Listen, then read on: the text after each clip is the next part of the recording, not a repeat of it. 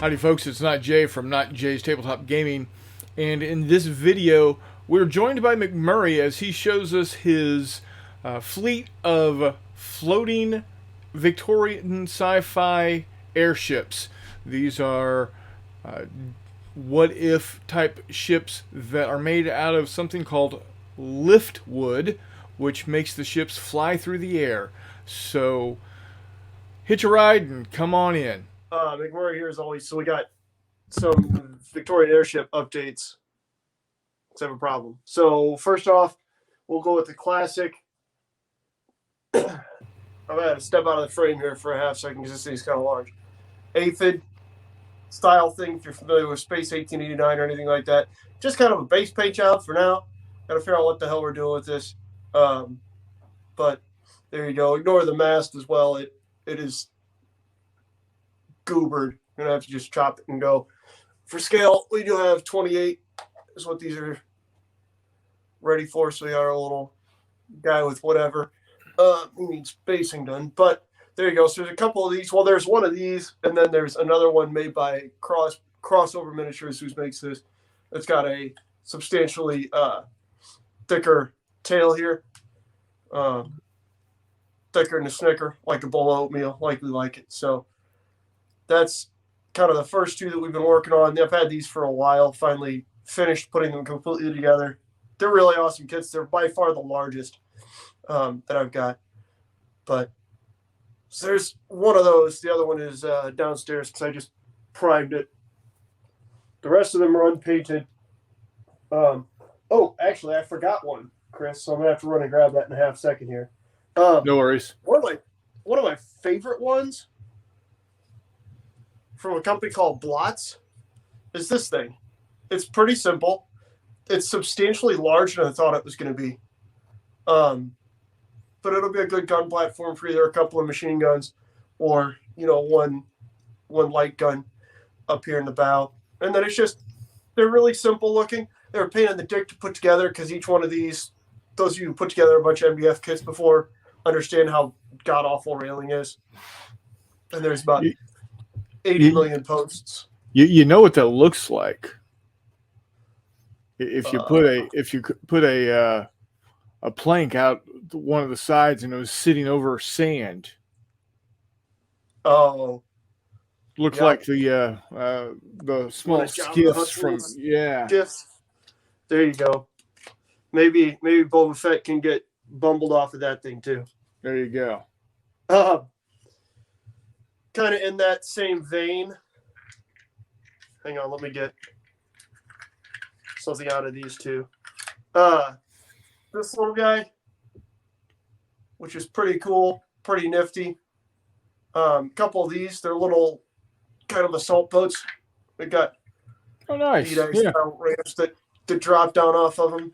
So do the guys inside there, they have parachutes? I would assume they just have a bunch of angry stuff. So that once they get close to something and then the door goes, a little guy in the back goes, 30 seconds! Whatever. They get close to something. Basically, they hit it. Boop! And then get angry, man. Yeah. So with these, I think the only thing I really have an option to do is to kind of put a machine gun amidships here and kind of that classic ram style thing. Whether you're talking about like an ironclad ram or whatever else. Not really much use shooting forwards, but if you miss, you've at least got some party shots and stuff coming in from the sides or whatever. Also, because most things coming after you are going to come at you from the sides of the rear because they really don't want to get in front. So that's another one. In that same aesthetic, which is kind of cool. So there's two of those as well. There's three of those first guys I showed you because they were just too cool looking to pass up. But so there's two of those smaller little ram guys. That's from a company called Blots over in the UK. Most of these middle ones are. In the same vein as this thing, which is kind of a double of that, as well as this substantially larger platform in the center, as well as this gap, which I think, again, in that ironclad ram style, I think what's going to wind up happening is there's going to be a rather substantially large gun off the prow here, just for softening things up on the way in. A couple machine guns on the wings, just in case things get around, or also for clearing off to the sides. But those are the same thing. We got 2 of those little assault ramps. So just one of these big bastards. That thing's huge. Yeah, it is. The hull of that took up almost the whole sheet MDF. That was pretty slick to see. Putting together again, those 3 models are from Blots. Switching gears a bit in terms of aesthetic, although this is relatively similar. We've got this guy, which again with the railing was a disaster to put together. The only airship that I still got that I haven't put together is another one of these, because these are just a bear. Look at all those individual posts you got. Yeah. But anyways, again, cool airship here. We're going to have either a couple of machine guns, maybe a light gun or 2, and then a heavy machine gun in the rear here, just because there's not any sort of way to get an arc of fire back there. So that'd be pretty silly. So we're going to have a heavy machine gun back in the back there. We got a nice big area just for some rear chase or something like that. But back it up just a little. There you go. So right where your thumb is. Yes. That platform there, that might be a good place for like a deck gun, big like a. Yep, it absolutely would. 6-pounder, etc. You're just going to have these 2 guys to contend with. We'll figure that out. Again, the nice thing is what I'm doing, I'll show you on that aphid in a minute here, is I'm just putting down 3/4 inch steel strike plates. So they're really thin. It's glued straight to the deck. That way I can magnetize the guns and put them kind of wherever I want to. That's cool. I've got 2 of those things. Like I said, the other one is the only one I haven't put together yet, because that was just a disaster. Then there's this big angry fella. That should look pretty familiar for those of you who are familiar with the United States Midwest. That's cool. Great big paddle wheel steamer. That is going to have one of the only big 4-inch guns that I've got just mounted on the bow, just as a, hey, guess what? This is a monitor. Boom. I like that one. Maybe a couple of machine guns back here. Yeah, it's a cool model. It really is. Surprisingly not terrible to put together at all. Quite delighted actually with this model. But let me go grab the last one real quick here. I completely forgot. Those last ones that I showed you that were in just the raw MDF are all from Blots over in the UK. Let me go grab another one from an American company real quick here. I completely forgot this one was over here. My apologies. I don't know how I forgot it was over here, because the flying base is colossal. That stem is obnoxious, but yeah, it is. Now, all right, so this did is it come with that base? It did. So this is from Things from the Basement. Does not like coming off that base either. But this is from Things from the Basement. It's their Rutledge flyer. They have an option for a bunch of cargo back here, but I'm going to put an indirect fire mortar back there. Oh, nice. Which is pretty slick. It did come with a 3D printed Nordenfeld, which is pretty cool. I don't know what the hell I'm going to put this on. It might go on this thing. I don't know. That's a pretty cool thing to have 3D printed and for them to send with it. That's supposed to mount up in the front here, where you get that little gun platform. Cool thing about this bad man pajama is it's designed for a lift-off roof on the cabin. So, yeah, that's pretty slick. The other ones, especially ones from Crossover, there's more than enough opening on either end to have a little lift-off or to just slide miniatures in there. But with this thing, it's nice to have that capability. But, yeah, so that's kind of what we're looking for there. This one I'm going to paint mainly wood, maybe have these cross beams be steel, but that's mainly going to be wood. They did a really good job of paneling basically the entire thing. Oh, nice. Things from the Basement is pretty cool. They're out of Pennsylvania, I think. A guy named Georg Bender, maybe. I don't know, but I like that one. That one's cool. It is. They make a lot of really cool ones. I just was having trouble figuring out what I wanted to do, and so I ordered this one real quick while I was waiting for the ones to get here from Blots over in the UK. Very, very happy with that one. That one's going to be cool to put together. The last thing that I intend to do, or here, while we're still on airships real quick, I don't know if you got how well you guys can see it, but there's those strike plates are here, here, here, and then there's another one in the stern. They're pretty hard to see, which is kind of nice. That being said, most of the guns I'm using are from Old Glory, and they've got this same sort of platform on them. So they're going to be magnetized, and there's not going to be a whole lot to see. It's going to look kind of like a deck-mounted hard point, like you would see on most boats of the time anyhow. So I think it's going to work out real well. Yeah, I'm really excited. I don't know if they're going to be ready for March to Victory. I'm still waiting on a bunch of figures from Ironclad Miniatures. And then they have some ships that look very, very similar to this guy, but instead of being 15, 16 inches long, they're about 8 inches long, a little over. Okay. So that'll be cool little scout craft for this sort of thing, with just like a light gun in the bow or something like that, or maybe a machine gun or two. I've got some miniatures coming from them, and then also, just because they look funny, a couple little helicopter-looking jobbies, gyrocopter-looking guys. But then last but not least, at least those of you who grew up in America, these should look relatively familiar. I picked up some 3-inch like ball pit style balls, and those are going to be some sort of balloon floating gun platform. That's cool. Yeah. Relatively entertaining to do. I was trying to think of like what can I use for any sort of terrain or anything, and there really wasn't much. So, yeah. Needless to say, that's the McMurray update. I don't know how long we've gone, but that's the McMurray hobby update. About 12 minutes. And stuff. Yeah. So what? This is going to be a silly question because I know the answer, but what rules are you going to use? So actually, that's a good question. What I'm thinking about doing is running with bigger battles and making each gun crew its own card, so its own activation. And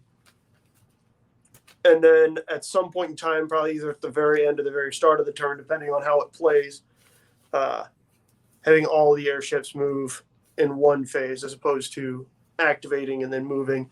Maybe with the smaller stuff, like those individual little gyro guys, or something like these guys, or these guys, where you're basically going to have a team on here. Maybe having, those guys being slightly smaller, more agile, maybe having them activate, with a pilot figure or that sort of team, just to give them a little more tactical flexibility like you would see with them, again, being smaller and more maneuverable. But I really don't want to congest up the field and have the issues of people moving and worrying about moving and then having to wait, 10 cards and other stuff moving out of the way. That doesn't really work super well, at least in my brain, for meshing the simultaneous movement and firing and everything like that. So,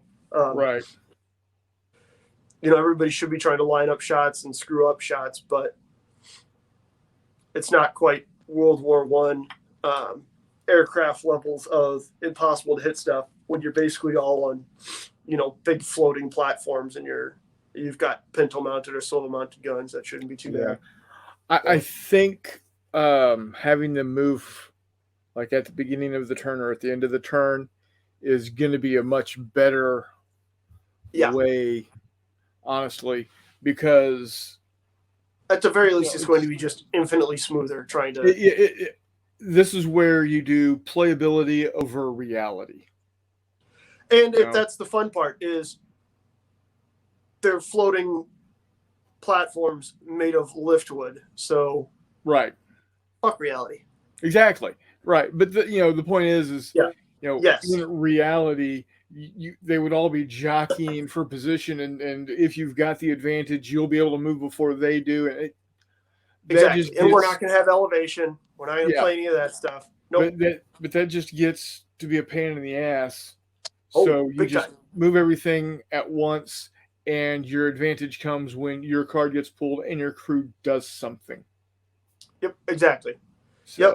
So So the other thing is, I'm pretty sure we're going to keep the weapons light enough for the most part, with machine guns and light guns, that we're not going to worry about shooting stuff down. yeah, Again, they're made of a wood that floats. right, and not just in the air, Kind of, or not yeah, just in water, in the yeah, air. it's kind of like sinking ships in Age of Sail games. What? No, it doesn't happen. It's not a thing. We're not doing Yeah, that. yep. The question is, what am I going to get my players to wear on their heads to force them to not take themselves too seriously? But I'll have to figure that out. That shouldn't be too hard. Yeah, I'm sure there is something out there that can be worn that's right along the lines of your dino heads. Yeah, like pith helmet party hats or sun helmet party hats, something like that. Something like that. Yeah. Yeah, just I get used to little have fezzes for everyone. I used to have a styrofoam pith helmet.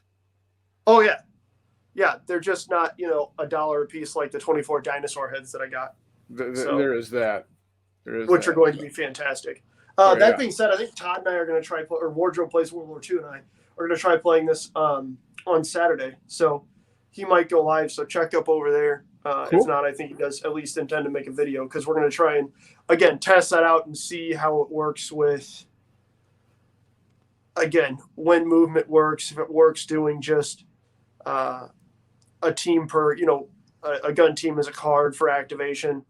And then maybe having, a team of Marines on there or something like that are just shooting rifles. Luckily, there are light, heavy field guns, or light, medium, heavy field guns, mortars, machine guns, heavy machine guns, all that stuff already built into bigger battles. So that really helps.